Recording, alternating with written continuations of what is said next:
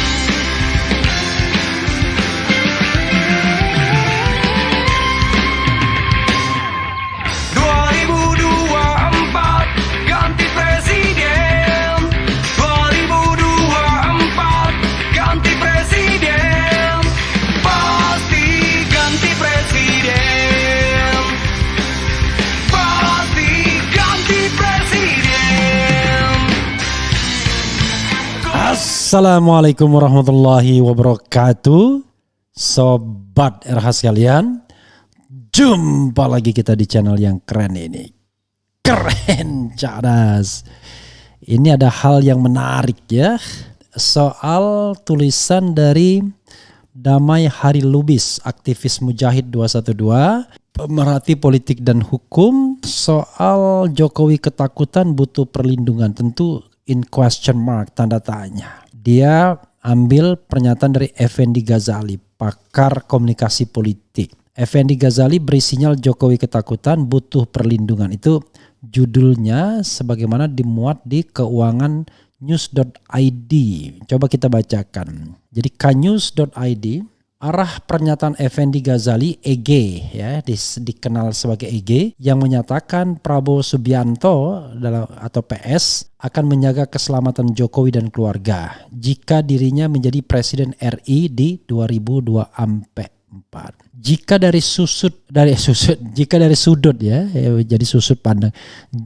sudut pandang terkait fenomena dan gejala realitas di luar daripada unsur objektivitas atau kebenaran yang ada, pernyataan EG sebuah sinyal atau kode keras kepada publik bahwa Jokowi fobia atau ketakutan kepada sebuah kelompok atau golongan yang ada dan hidup di tengah masyarakat. Mungkinkah karena dirinya merasa punya banyak kesalahan fatal dalam memimpin bangsa ini? Salah satunya apakah ada kaitannya dengan materi tuduhan Bambang Trimulyono dan dugaan Gus Nur bahwa dirinya gunakan ijazah palsu sebagai persyaratan pencalonan untuk Pilkada Solo, Pilgub DKI, dan Capres RI di 2014 dan 2019, termasuk kekhawatiran adanya laporan di KPK terhadap anaknya Gibran, dan terkait diskresi hukum dan politik serta beberapa regulasi yang terbitkan yang nyata membuahkan implikasi yang problematis. Di antaranya Jokowi sebagai presiden akibat kebijakan politiknya sebagai seorang intelektual dader ya,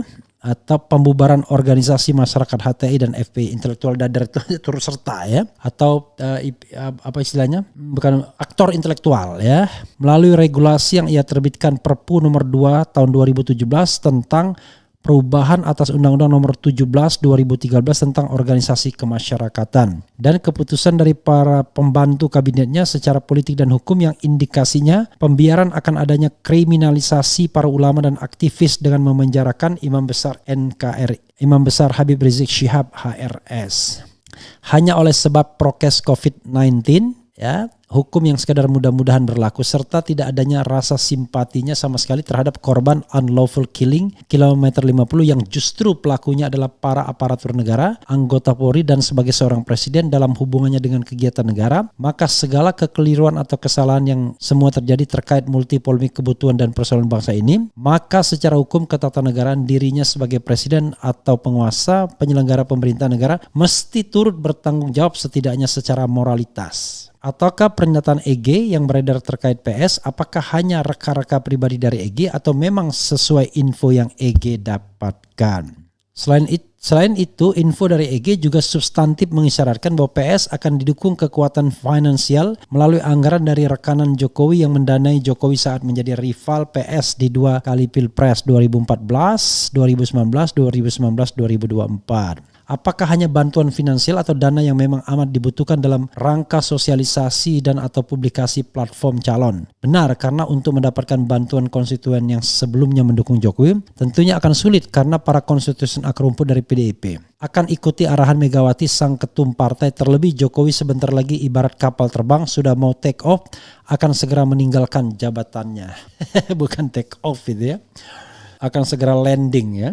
Apakah dukungan Jokowi kepada PS punya dampak kepada Mega? Jawabannya hampir tidak ada dan bukan juga oleh sebab Jokowi dukung PS, maka Mega nunut kepada Jokowi. Justru Mega menganggap Jokowi sejak 2014 awal pencapresan Jokowi sekedar petugas partai PDIP. Dan faktanya Mega pun sudah tegas mengatakan dirinya akan mendukung capres dari kader PDIP. Terlebih capres dimaksudkan kuat arahnya ke diri anak biologis dan juga sebagai anak idealis Mega, yakni Puan, salah seorang ketua badan pengurus PDIP. Cucu Insinyur Soekarno, mantan Presiden RI pertama. Pastinya info dari EG lumayan bagi para bakal capres, utamanya bagi PDIP, karena jika Jokowi benar dukung PS, maka kader akar rumput basis PDIP menjadi tahu bahwa Jokowi tidak patuh kepada Mega. Jokowi bisa mendapat tuduhan dari anggota partai PDIP sebagai pengkhianat partai yang sudah membesarkannya. Bagaimana reaksi Mujahid 212 dan ex-emak-emak pendukung PS jika tahu PS akan mendapatkan dukungan Jokowi? Terlebih tanda-tanda Prabowo sama sekali tidak mau bertemu IBHRS, tokoh karismatik yang dahulu dianggap PS sebagai ulama besar dan tokoh penting pendukungnya saat Pilpres di 2024. Sampai-sampai PS sambangi HRS ke domisili beliau di kota suci Makkah. Saudi minta doa restu dan dukungan saat jelang pemilu Pilpres 2019. Lalu PS sebagai capres mendapat dukungan para ulama melalui rekomendasi Ijtima Ulama di Jakarta. Dari sisi pandang hukum, jika benar apa kata EG, Prabowo arogan selain GR atau gede rasa bakalan menang. Seolah akan ungguli Anies dan mengalahkan Puan. Padahal tadi dukungan Jokowi kepadanya tidak punya arti sama sekali karena masa konstituen Jokowi yang dulu akan kembali ke basis sarang mereka, partai yang berlambang kepala banteng. Mereka akan mudah amnesia kepada diri Jokowi yang akan tinggal landas jabatan presidennya. Terlebih Jokowi bukan tokoh senioran partai, hanya sebagai ex-petugas partai. Maka bisa jadi info dari EG benar, oleh karenanya Jokowi ketakutan akan datangnya pembalasan hukum karma atas negativitas penegakan hukumnya yang menciderai banyak orang dan kebijakan politik suka-sukanya, serta banyak lagi penerapan hukum yang sungsang atau kebolak-balik sebagai penguasa, ditambah Jokowi hobi berdusta dengan melakukan puluhan kali kebohongan atau ingkar janji kepada umat bangsa ini. Sehingga manusiawi jika di dalam diri Jokowi timbul rasa khawatir bercampur dengan power syndrome. Ya, saudara sekalian ya.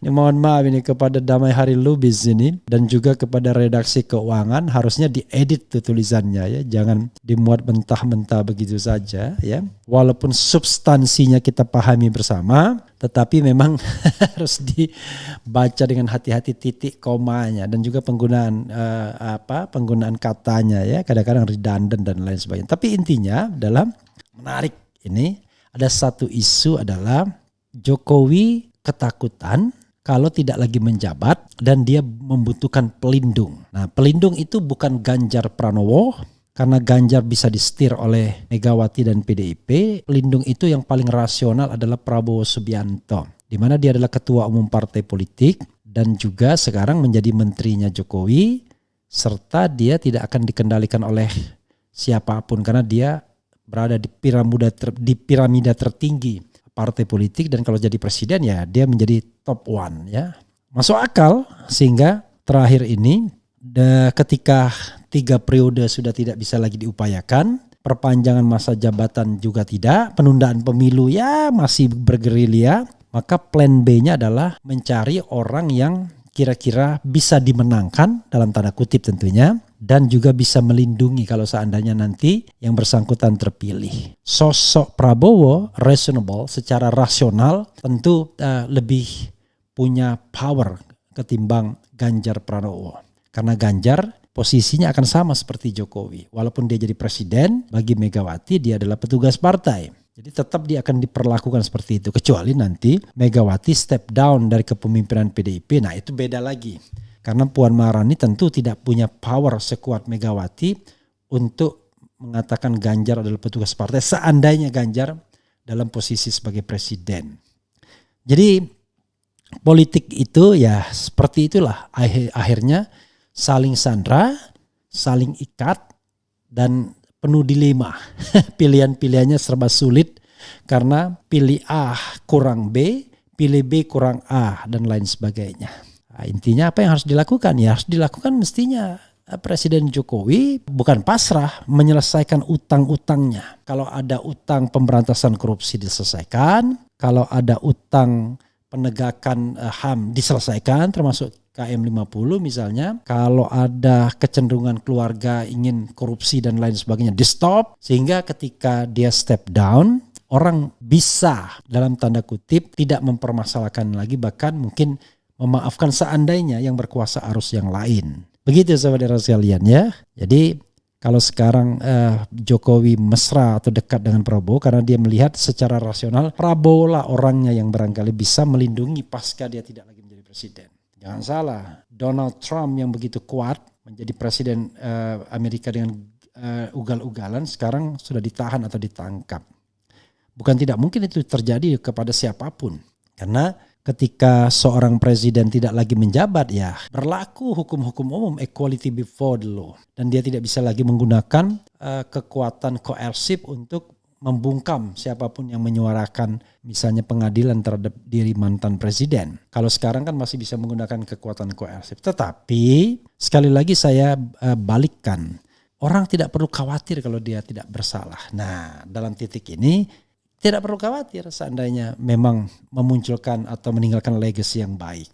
Saya misalnya menyesalkan juga dalam sebuah berita, tapi mudah-mudahan keliru ya. Saya baru baca judulnya bahwa Wamenkumham Edi Hiaric meminta IPW misalnya Sugeng itu segera ditahan. Waduh, kalau itu terjadi berat ya pejabat kita, apalagi pejabatnya seorang ahli pidana. Enggak begitulah menegakkan hukum, ya kan? Jadi kalau ada orang mengadukan kita melakukan tindak pidana korupsi, misalnya menerima suap dan lain sebagainya, pastikan bahwa kalau kita tidak menerima, kita cukup klarifikasi karena itu memberikan pendidikan publik. Tapi kalau kita defensif bahkan menyerang balik agar orang yang mengadukan dipenjarakan, justru orang bertanya-tanya kok tiba-tiba melakukan politik pembungkaman. Nah ini yang menjadi pertanyaan tentunya. Sama seperti misalnya Haris Azhar dan Fathia mengalami politik pembungkaman itu. Itu ya sahabat RH sekalian. Kompleks. Intinya adalah kalau kita bersih ya, kalau misalnya kita tidak ada masalah, ya santai aja. Tapi kalau kita penuh masalah, wah itu berat. Nah, ada orang yang tidak masalah tapi tidak bisa santai, yaitu yang mereka yang dikriminalisasi oleh kekuasaan. Bagaimana kita bisa santai kalau kriminalisasi berjalan? Di negara yang masih mengkriminalkan orang yang berbeda pendapat atau hanya sekedar berpendapat, pastilah negara itu bukan negara demokrasi. Negara itu pasti negara yang mengarah kepada otoritarianisme. Sama seperti Socrates disuruh meminum racun dihukum mati hanya karena dia tidak percaya demokrasi. Padahal dalam demokrasi orang bisa tidak percaya bahkan dengan ajaran demokrasi itu sendiri ya. Oke, coba kita bacakan ya komentar Sobat RH terkait dengan hal ini. Keren cadas, siapa yang akan lindungi wakakak ketakutan oleh perbuatan sendiri. Mubahala berjalan waspadalah. Kenapa takut? Kenapa minta perlindungan? Besar sekalikah dosanya selama memimpin negeri ini? Semoga Allah bongkar tabir kepalsuan selama ini. Halunisasi, bukan halusinasi. Sepandai-pandainya melompat akhirnya jatuh juga. Ingat Presiden Amerika Donald Trump dibui. Karma karena kezoliman Anda itu pasti dan nyata. Tunggu aja. Mega cenderung siapkan Puan untuk regenerasi karena Mega makin menua. Sangat setuju pendapat EG karena presiden sekarang sangat ketakutan setelah ia lengser tidak menjabat sehingga ia mencari perlindungan dari semua selama menjabat. Rakyat Indonesia menginginkan perubahan, titik. Dari gorong-gorong lanjut main ke pasar-pasar, nggak lupa lempar sembako sampai nanem padi. 2024 ganti presiden, pasti ganti presiden. Ini lagu ya, 2024 ganti presiden, pasti ganti presiden. Allahu Akbar, nyimak, gak ikhlas amat perasaan jabatan jauh jatuh ke Anies. Timbul dan tenggelam bersama. Betul, Ganjar posisinya akan seperti Jokowi.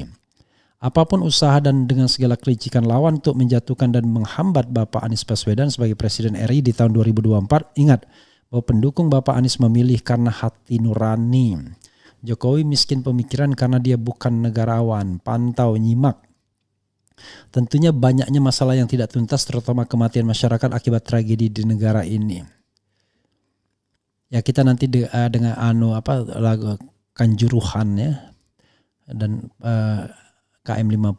Bung RH, ada yang panik semua digerakkan untuk menjegal Pak Anies. Sumber dari segala sumber kebohongan adalah SMK dan 11.000 triliun yang ada di saku. Mas Refli cocok jadi cawapres Anies. Nanti biar saya lanjutin podcastnya. Luar biasa ya. Saya memang cocok menjadi wapres Anies. Paling tidak menurut saya, menurut diri saya sendiri ya, dan tidak menurut orang lain. Pasti takutlah kalau Pak Anies menang karena takut kebongkar isi perutnya karena dia memanfaatkan sisa kekuasaannya dengan segala macam cara.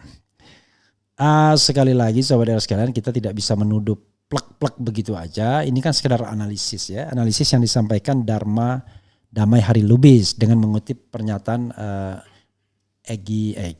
pernyataan Effendi Ghazali. Nah, kalau kita bicara ini kan kita bicara antara preferensi, kecenderungan. Kalau misalnya Ganjar, Prabowo, Anies misalnya begitu. Siapa yang akan di-endorse oleh Jokowi? Ada plus dan minusnya. Yang jelas adalah dia menginginkan orang itu bisa mengalahkan Anies. Tapi tidak hanya mengalahkan Anies, bonusnya melindungi diri dan keluarganya. Oke, dan Prabowo kalau di head to head kan dengan Ganjar ya tentu memiliki jauh lebih banyak kapasitas untuk melindungi atau menjaga atau mikul dhuwur mendem jero. Tetapi persoalannya adalah apakah dia cukup punya daya untuk mengalahkan Anies Baswedan dalam kontestasi dengan fair. Tapi kalau dengan curang ya siapapun yang dijagokan bisa menang kalau curang. Itu ya sahabat era sekalian, nanti kita akan lihat lagi bagaimana perkembangan selanjutnya. Tapi sekali lagi ini analisis ya. Analisis yang disampaikan oleh Damai Hari Lubis. Dan saya juga pernah mengatakan kan, yang dikhawatirkan Jokowi itu 4. 1 adalah dugaan pelanggaran HAM yang tidak dia kerjakan secara baik penegakan hukumnya seperti KM 50 mungkin atau Kanjuruhan. Yang kedua adalah potensi KKN ya, keluarganya terutama. Misalnya isu-isu tentang TPPU dengan artis dan lain sebagainya yang dilakukan oleh kerabat istana. Yang ketiga adalah proyek-proyek yang belum selesai yang dia ingin tetap tangani ya. Kemudian dinasti politik yang dia sudah bangun dengan Bobi Nasution dan dan Gibran di Solo, Bobi Nasution di Medan. Jadi itu yang membuat Presiden Jokowi sepertinya ragu ketika harus step down ya, ketika harus landing bukan harus take off. Dia lagi take off di atas. Ketika dia harus landing. Karena ketika dia harus landing maka ya tidak ada cara lain ya. Dia harus soft landing. Landing dengan baik, tidak crash ya. Itu Sobat Era sekalian. Wassalamualaikum warahmatullahi wabarakatuh. Cia.